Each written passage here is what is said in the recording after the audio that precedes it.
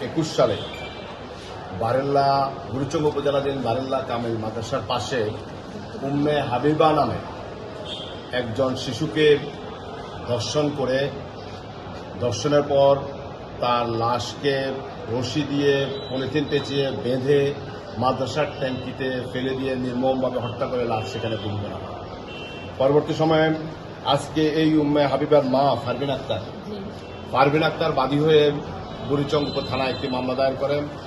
মামলা দায়েরের পর সেখানে আসামিদেরকে গ্রেপ্তার করা হয়।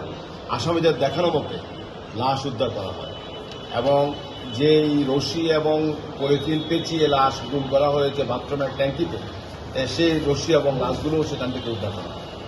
পরবর্তীতে পুলিশ তদন্ত করে চার্জশিট প্রদান করেছে, 2 জনকে আসামি করে চার্জশিট প্রদান করেছে। একজন শিশুর বিচারটি শিশু আদালতে চলছে, আর আরেকজন অ্যাডাল্ট হওয়াতে নবঘোষিত শিশু সহিংসতা দমন ট্রাইব্যুনালে তার বিচার কাজ চলে। সেখানে রাষ্ট্রপক্ষ সর্বমোট 17 জন সাক্ষী আদালতে উপস্থাপন করেছে।